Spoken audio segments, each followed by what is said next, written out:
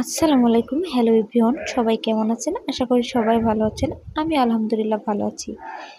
আমি আজকে আপনাদের মাঝে একটা রেসিপি শেয়ার করব। রেসিপিটা হলো কচুরমুখী দিয়ে ইলিশ মাছ দিয়ে। আমি প্রথমে মাছটাকে হলুদ আর লবণ দিয়ে মাখায় রাখছি। দেখুন, এরপর আমি সুন্দরভাবে কচুটাকে কেটে ধুয়ে রাখছি। দেখতে পাচ্ছেন খুব সুন্দর করে ধুয়ে রাখছি। এখন আমি এই মাছটাকে হালকা ভেজে নেব একদম। দেখতেই পাচ্ছেন হালকা ভেজে নিয়েছি। ইলিশ মাছ বেশি ভাজলে ভালো লাগে না। কচুর মুখিটা আমি ধুয়ে রাখছিলাম, এরপর ইলিশ মাছ ভাজার তেলের ভিতরেই আমি দিয়ে দেবো এই কচুর মুখিটা। দেখতে পাচ্ছেন আমি কচুর মুখিটা ভেতরে কড়ার ভিতরে ঢেলে দিয়েছি। এর ভিতর আমি এখন পরিমাণ মতো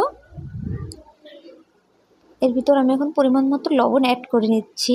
দেখতেই পাচ্ছেন এর ভিতর আমি এখন লবণ দিয়ে দিয়েছি। এরপর আমি যেটা দেব, এরপর আমি এখন কচুরমুখির ভিতর হলুদটা, হালকা পরিমাণ হলুদ মানে পরিমাণ মতো হলুদটা দিয়ে দেব।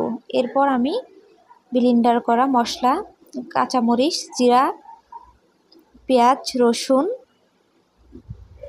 সরিষা এটাকে আমি দিয়ে দিচ্ছি। এটাকে আমি খুব ভালোভাবে মিক্সড করে নেব। এক হাত দিয়ে ক্যামেরা ধরা আর রান্না করা মানে খুব পসিবল হয় না যে ক্লিপগুলো দেখাবো আপনাদের, শেয়ার করবো, এটা হয় না। এই জন্য আমার এই ক্যামেরা অফ করেই দেখাতে হয়। এই পানিটা ঢেলে দিয়েছি, আমি পরিমাণ মতো পানিটা দিয়ে দিয়েছি। এখন এর ভিতর ইলিশ মাছটা দিয়ে দেবো, ভেজে রাখা ইলিশ মাছটা দিয়ে দেবো। এরপর দেখতে পাচ্ছেন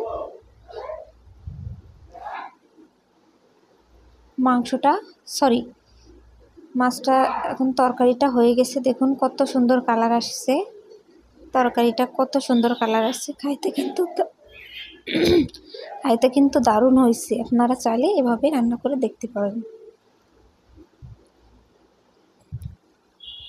দেখছেন কত সুন্দর হয়েছে। ভিডিওটা ভালো লাগলে লাইক, কমেন্ট, শেয়ার করে পাশে থাকবেন। আল্লাহ হাফেজ।